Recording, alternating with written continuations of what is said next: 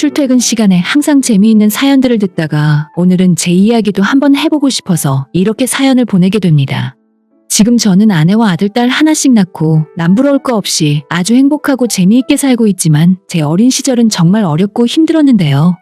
그런 힘들었던 어린 시절 가족을 위해 희생했던 첫째 누님만 생각하면 지금도 미안한 마음에 눈물이 절로 납니다.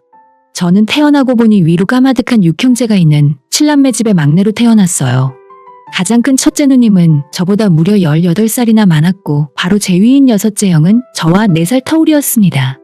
옛날에 다 그랬지만 애를 많이 낳는 집은 왜 그렇게 가난했는지. 우리 집도 찢어지게 가난해서 7남매가 먹을 것이며 입을 것이 항상 부족했습니다. 7명의 아이들을 돌보느라 어머니는 나가서 일도 못하고 항상 집안일로 바쁘셨고 저희 아버지는 공장을 다니시며 열심히 일을 하셨는데 옛날에는 정말 공장 월급이 몇 푼 되지 않아 9식 구입에 풀칠하는 것도 겨우였죠. 그러다 보니 집안 상황은 정말 좋지 않았습니다. 없는 살림에 부모님 2분의 금슬만 좋다 보니 아무것도 없는 집구석에서 7남매가 태어나게 된 것이었죠. 그나마 제가 태어나기 전에는 정말 한 끼 걸러 한 끼 굶는 일이 아주 흔했다고 했습니다. 쌀은 수시로 떨어지고 라면이나 변변한 반찬도 없이 밥을 먹는 상황이었는데 가끔 한 번씩 이웃집에서 반찬거리라도 한 번 가져다 주면 그날이 제대로 된 밥 먹는 날이었다고 하네요. 그런데 제가 태어날 때쯤부터는 적어도 하루 3끼 밥은 먹고 살았습니다. 그 이유는 다행인지 불행인지 어머니 뱃속에 제가 생겼을 때 우리 식구가 더 이상은 이렇게 살면 안 되겠다고 생각했던 첫째 큰누님이 고등학교를 그만두고 공장에 일을 하러 나갔습니다. 당시 고등학교를 다니고 있던 첫째 누나는 항상 반에서 상위권이었을 정도로 공부를 잘했었고 학교를 그만두었을 때에도 반에서 반장을 하고 있을 정도였습니다. 누나가 학교에 자퇴서를 내놓고 등교를 하지 않자 그때 담임선생님까지 저희 집에 찾아와서 누나와 부모님을 설득하실 정도였어요. 정말 똑똑한 아이니까 적어도 고등학교까지는 반드시 졸업하게 하자고 하면서요. 저희 아버지도 본인이 더 일을 열심히 할 테니 고등학교까지는 어떻게든 끝마쳐보라고 누나에게 말을 했지만 한번 굳게 결심한 누나의 마음은 흔들리지 않았고 자퇴서를 낸 지 3일 만에 시내에서 일자리를 구해 바로 일을 시작했습니다. 저희가 살던 동네가 서울도 아니었고 시내라고 해봤자 그렇게 큰 도시가 아니었기에 마땅히 일할 만한 회사도 없어서 누나도 공장에서 일을 시작하게 되었어요. 처음엔 남자들과 비슷하게 기계도 만지고 주로 현장에서 허드렛 일을 하다가 누나가 계산도 빠르고 머리가 좋다는 걸 알아챈 공장장이 누나를 격리로 쓰는 바람에 다행히 힘든 일은 안 하고 회사에 다닐 수 있었네요. 아무튼 누나는 고등학교도 졸업하지 않은 어린 나이 때부터 돈을 벌었고 그 돈을 본인이 한 푼도 쓰지 않은 채 죄다 어머니에게 가져다 주며 식구들 밥은 굶지 말자고 했습니다. 그렇게 첫째 누나 덕분에 나머지 저희 남매들이 지금까지 살아있다고 저는 생각해요. 힘들게 고생하며 살았는데도 첫째 누나나 다른 형제들이 부모님에 대한 원망은 없어요. 지금은 2분 모두 돌아가셨지만 워낙 살아생전에 함께 고생하기도 했고 부모님께서 돈을 못 번다는 것 하나 말고는 저희들에게 주셨던 사랑이 크기도 했습니다. 가난한 집에 우환까지 들어온다고 제가 태어난 지 1년이 막 지났을 때 일이었어요. 저희 집은 그때 대부분의 마을 사람들이 농사를 짓고 살고 있던 경기도 시골이었습니다. 온 가족이 잠들어 있던 새벽 저희 집 바로 뒤에는 작은 산이 하나 붙어 있었는데 자다가 아직 새벽인데도 이상하게 날이 일찍 밝아서 어머니가 눈을 떠보니 시뻘건 불길이 산을 타고 내려와 당장이라도 저희 집을 집어삼키려고 하고 있었대요. 혼비백산에서 잠에서 깬 어머니는 가족들을 빨리 깨우고 어린 저는 들쳐업은 채 정신없이 집을 빠져나갔습니다. 우리 가족이 빠져나온 지 얼마 되지 않아 불길은 저희 집 지붕에 옮겨 붙었고 슬레이트와 나무로 되어 있었던 지붕은 금세 불이 붙었습니다. 가족이 너무 많다 보니 다들 정신이 없어서 우왕좌왕하고 있었는데 그때 자식들의 숫자를 헤아리던 어머니가 비명을 지르셨어요. 6명만 집에서 나왔고 바로 제 위에 6째 형이 아직 집안에 있었습니다. 어머니는 소리를 지르시며 불이 붙은 집으로 뛰어들어가려 하셨는데 아버지와 다른 형제들이 간신히 어머니를 뜯어말렸다네요. 이성을 잃은 어머니를 길바닥에 겨우 주저앉혀두고 아버지가 집 앞 도랑에 들어가 몸을 적시고는 불이 한참 붙어있는 집으로 뛰어들어가셨어요. 저희 집의 방이라곤 달랑 2개뿐이라서 금방 형을 찾아 나올 줄 알았던 아버지는 30초가 지나고 1분이 지나고 그 당시를 회상하는 어머니 말씀으로는 아무리 기다려도 나오질 않았대요. 불이 활활 타올라서 정말 영화에서나 보는 것처럼 당장이라도 지붕이 무너져버릴 것만 같았고 온 가족이 발을 동동 구르고 있을 때 아버지께서 6째 형을 이불에 둘둘 말아 데리고 나오셨답니다. 정말 불행 속에서도 크게 다친 사람 없을 정도로 다행인 일이었지만 아버지는 그 일로 뜨거운 연기를 많이 마셔서 한참을 고생하셨어요. 노년에도 폐병으로 고생하시다 돌아가셔서 더욱 안타까웠죠. 제 부모님이 비록 돈을 많이 못 벌어서 가족들이 고생하며 살긴 했지만 없는 살림에도 항상 웃고 살았고 가끔은 그때가 그립기도 하고 그렇습니다. 아무튼 하루아침에 살던 집은 불에 타서 홀랑 날아가 버리고 당장 추운 겨울인데 온 식구가 갈 곳이 없더라고요. 다행히 마을 이웃들이 저희 가족들을 불쌍하게 봐서 십시일반 도와주려고 했습니다. 이장님이 비닐하우스를 한 동 내어주셔서 당분간 집이 해결될 때까지 거기서 살라고 해주셨고 동네 사람들도 집에 안 쓰는 그릇이나 옷가지 등을 가져다주며 그렇게 또 살아갈 수 있었어요. 잠깐 들어가서 살 줄 알았던 비닐하우스에서 저희 가족은 2년을 살게 되었고 그 사이에 누나가 공장 다니며 벌어온 돈과 농번기가 되었을 때 부모님들이 돌아가면서 이장님과 마을 사람들 농사를 도와주고 일당을 받아 생활이 가능했습니다. 지금 생각하면 어떻게 그리 살았나 싶지만 막상 살다 보니 사라지더라고요. 저도 아주 어릴 적 기억이지만 비닐하우스에서 누나 형들과 뛰어다니며 놀던 기억이 아직까지 남아있네요. 큰 누나는 당시 시내 공장에 다니고 있었고 살던 집도 홀랑 날아가 버리자 둘째 형까지 고등학교를 그만두고 자동차 정비소에 취직해서 일하기 시작했어요. 누나가 큰형에게 고등학교까지는 졸업해야 사람 취급받는다며 너는 학교를 그만두지 말라고 말렸지만 큰형은 집안의 장남이 되어서 어떻게 집안 사정을 모른 채 할 수 있냐고 일을 하겠다고 했습니다.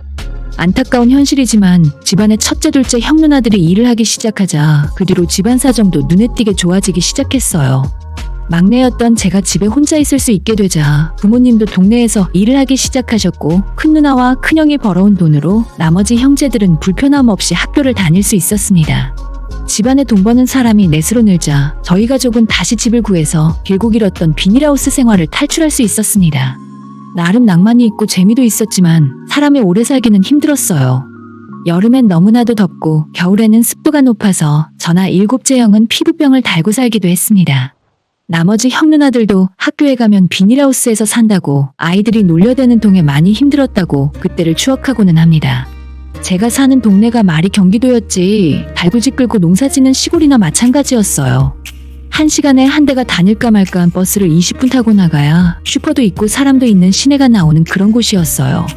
그런 시골에 살다 보니 저희는 산으로 들러 놀러 다니며 자랐습니다. 봄에는 나물도 뜯으러 다니고 겨울엔 토끼도 잡았어요. 저도 어릴 적 누나들 손잡고 산에 올라가서 쑥과 냉이도 캐고 산딸기도 따던 기억이 납니다. 제가 6살이 되던 어느 봄날이었습니다. 학교를 마치고 돌아온 셋째 넷째 누나들이 집에다 가방만 던져놓고 주전자와 봉투를 하나씩 들고 뒷산으로 올라갔어요. 누나들은 주전자에 매번 산딸기를 한가득 담아서 왔기 때문에 집마당에서 놀고 있던 저는 산딸기를 먹을 생각에 신이 났습니다. 그런데 시간이 아무리 지나고 해가 떨어질 때가 다 됐는데도 누나들은 집으로 돌아오질 않았습니다. 농사일을 끝내고 돌아오신 아버지가 누나들을 찾았지만 동네의 어른들도 본 적이 없다고 했어요. 아버지는 황급히 후레쉬를 들고 누나들의 이름을 부르며 뒷산을 오르기 시작했습니다. 아버지까지 뒷산 너머로 사라져버리고 엄마와 저희들은 발을 동동 구르며 산 밑에서 아버지가 누나들을 찾아 내려오기를 기다리고 있었어요. 시간은 흘러 밤이 되고 시내에서 일하는 누나와 큰형이 막차를 타고 집으로 돌아왔습니다. 작은 누나들과 아버지가 사라진 걸 전해들은 누나와 큰형도 함께 뒷산으로 올라갔어요. 어머니는 마을 이장님에게 부탁을 해서 결국 동네 아저씨들 여럿과 함께 누나들을 찾으러 산으로 올라갔습니다. 시간이 얼마나 흘렀는지 기억도 안 납니다. 한밤인지 새벽인지 모를 정도로 한참의 시간이 흐른 후에 집 뒷산에서 아버지와 큰 누나와 큰형이 내려왔어요. 큰형과 아버지가 작은 누나들을 업고 내려왔었는데 넷째는 다행히도 의식이 있었지만 셋째 누나는 몸이 축 늘어져 있었습니다. 나중에 넷째 누나한테 듣고 보니 계곡에서 둘이 딸기를 따다가 발을 잘못 디디면서 둘이 함께 계곡 밑으로 굴러떨어졌다 하더라고요. 넷째 누나는 그때 다행히도 다리만 부러졌는데 잘못 떨어져서 머리부터 떨어진 셋째는 그날 그렇게 세상을 떠났습니다. 다들 슬퍼했지만 큰 누나가 가장 크게 자책을 했어요. 자기가 맛있는 거 하나 사주지 못해서 그렇게 된 거라고, 사탕 먹고 싶고 과자 먹고 싶다 할 때 하나라도 더 사줄 걸 이라고 자책을 하며 크게 울었습니다. 지금도 1년에 한 번씩 추석이 되면 형제들이 전부 모여 고향에 있는 부모님과 셋째 누나 산소에 찾아가요. 나중에 부모님이 한 분씩 돌아가셨을 때 혼자 있는 누나의 옆으로 모시긴 했지만 처음에 누나의 작은 산소가 홀로 있었을 때는 찾아가서 많이 울기도 했습니다. 큰 누나도 항상 갈 때마다 과자 보따리를 한가득 싸서 전부 우리 셋째 먹여야 한다며 산소 주변에 다 뿌려놓고 오곤 했어요. 넷째 누나는 그 사고의 후유증으로 지금도 자세히 보면 다리를 살짝 절고 있습니다. 아픈 건 다리가 아니라 구하지 못한 셋째를 생각하면 마음이 더 아프다고 말하는데, 그래도 그 높은 곳에서 떨어져 다리 한쪽만 부러지고 살았다는 것도 어쩌면 천운이라 할 수 있겠습니다. 이렇게 저희 집안에 형제가 많다 보니 사건 사고는 손으로 셀 수 없을 정도로 많습니다. 그 와중에도 나머지 형제들이 고등학교까지라도 무사히 마칠 수 있었던 것은 큰누님의 덕이 가장 컸다고 생각해요. 지금은 돌아가신 어머니 말씀으로도 첫째는 어려서부터 영특하고 생각이 깊어서 공부를 끝까지 못 시켜준 것이 계속 한으로 남는다고 하셨을 정도로 큰누님이 다른 가족을 위해 했던 희생은 이루말로 다할 수 없을 정도입니다. 한참 하고 싶은 거 많고 놀고 싶을 나이의 누님은 20대 내내 공장에서 일하며 벌어온 모든 돈을 어머니께 다 가져다 드렸어요. 그리고 누나가 29살이 되던 해에 갑자기 결혼하고 싶은 남자가 생겼다면서 그 남자를 저희 집에 한번 데려온 후 결혼식도 없이 혼인신고만 하고 시내에 집을 구해 나가 살았습니다. 우리 집에서 이사가기 마지막 날 아직 국민학생인 저를 혼자 따로 불러서 당시로서는 엄청나게 큰 돈인 10,000원을 주면서 했던 말이 아직도 기억나요. 내가 우리 정민이 고등학교 졸업할 때까진 뒷바라지 해주고 싶었는데 그럼 누나 늙어서 시집도 못 갈 것 같더라고. 누나 시집 간다고 서운해하지 말고 엄마 아빠 말씀 잘 듣고 있어. 나중에 놀러오면 짜장면도 사줄게. 라고 하며 제 머리를 쓰다듬던 누나의 목소리와 약간은 슬퍼 보였던 얼굴이 아직도 생각납니다. 누나는 그렇게 저희 집을 떠났고 다른 가정을 이루며 살았지만 제가 고등학교를 졸업할 때까지 누나는 계속 매달 얼마씩이라도 집으로 보내주었어요. 누나의 남편은 같은 공장을 다니던 사람이었고 처음엔 누나에게 잘해주었지만 공장에서 장갑이 기계에 빨려 들어가는 사고를 겪고 오른쪽 손가락을 2마디나 잃게 되었습니다.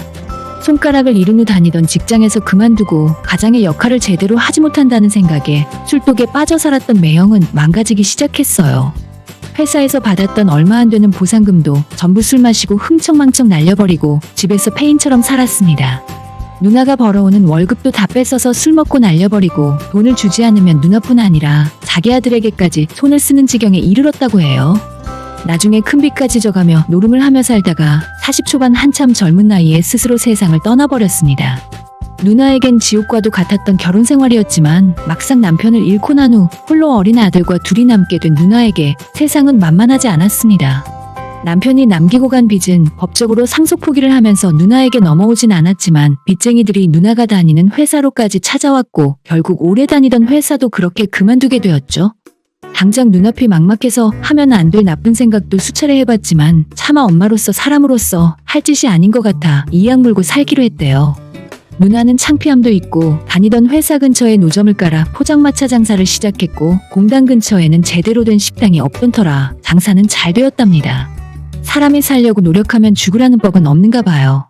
그렇게 어린 아들을 데리고 포장마차 장사를 하면서 돈을 벌어 집도 구하고 아들 학교와 학원도 보내고 점차 살림이 나아지더랍니다. 포장마차에서 시작했던 장사는 어느덧 가게를 내고 건물 안으로 들어와서 영업을 하게 되었고 주변 공단에 소문이 날 정도로 유명한 식당이 되었어요. 돈을 모아 주변에 땅도 사고 그 땅이 시간이 흘러 건물이 되었고 악착같이 살았던 큰 누나는 형제 중에 가장 잘 살고 있어요. 이제는 일을 하지 않아도 충분히 먹고 살 만큼 큰 재산을 모았지만 처음에 시작했던 식당만큼은 아직까지도 주방에서 일을 하며 직접 운영하고 있습니다. 아들도 다 키워서 얼마 전에는 대학도 졸업시켰고 이제 큰 누나 인생에서 힘든 일은 다 끝났구나 싶더라고요.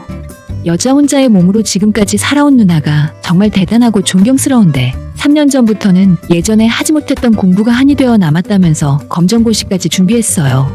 늦은 나이에 다시 시작하는 공부가 어색할 법도 했지만 사람이 평생 한으로 남은 일은 언제 다시 시작하더라도 금방 할 수 있게 되나 보더라고요. 낮에는 식당에서 일을 하고 집에 와서 늦은 시간까지 혼자 공부해가며 1년 만에 고등학교 검정고시를 통과하더니 작년부터는 대학에도 가고 싶다고 하면서 수능시험 공부를 한다더라고요. 대학 졸업한 조카에게 과외도 받아가며 공부를 하고 있는 누님의 모습이 정말 존경스럽고 대단하게 느껴졌습니다. 저희 동생들도 드디어 우리 7형제 중에 최초로 대학 나온 사람이 탄생하는 거냐고 호들갑을 떨면서 각자 자식들이 공부하던 문제집도 누나에게 보내주고 다들 물심양면으로 큰 누나의 대학 도전을 기대하는 중이에요. 환갑을 넘긴 나이에 새로 시작하는 공부지만 저희 형제 중에 가장 머리가 좋았던 첫째 누님이기 때문에 원하는 대학을 가서 원 없이 공부했으면 좋겠어요. 평생 형제들과 자식 뒷바라지하고 돈 버느라 하고 싶은 거 하나 제대로 하지 못하고 살았을 텐데 이제라도 못다한 공부를 해보려는 모습이 대단하면서도 한편으로는 안쓰럽게 생각되더라고요. 저도 가방끈이 짧아서 공부에 대해서는 아는 것이 전혀 없는데 조카의 말을 들어보니 큰 누나가 배우려는 의지도 강하고 암기력도 좋아서 아마 저희 누나가 원하는 국립대학교도 갈 수 있을 것 같다고 하더라고요. 반드시 우리 누나가 원하는 것 다 이루고 남은 인생을 아쉬움 하나 없이 온전히 즐겼으면 하는 바람입니다. 저희 식구들이 힘들게 살았어도 가족끼리 싸우고 원망하는 일 없이 지금껏 잘 살아왔다고 생각해요. 비록 큰 누님도 그렇게 생각하고 있을지는 모르겠지만 제가 다시 태어나더라도 이 가족에서 태어나고 싶다고 생각합니다. 큰 누나에게 항상 고맙고 누나는 우리 가족의 자랑이고 희망이었다고 말해주고 싶어요. 지금도 적지 않은 나이에 도전을 멈추지 않는 우리 정혜 누나, 동생들이 언제나 사랑하고 응원하고 있다고 전해주세요. 이 사연을 읽어주시면 누님에게 보내서 많은 분들이 큰 누나의 이야기에 공감하고 응원하고 있다고 알려줄 수 있었으면 좋겠네요. 저희 식구들의 이야기는 여기까지입니다. 만약 올해 대학에 합격한다면 좋은 소식을 들고 다시 찾아올 수 있었으면 좋겠네요. 오늘의 사연은 여기까지입니다. 구독과 좋아요, 알림 설정 부탁드려요. 다들 행복하시고 좋은 하루 되세요.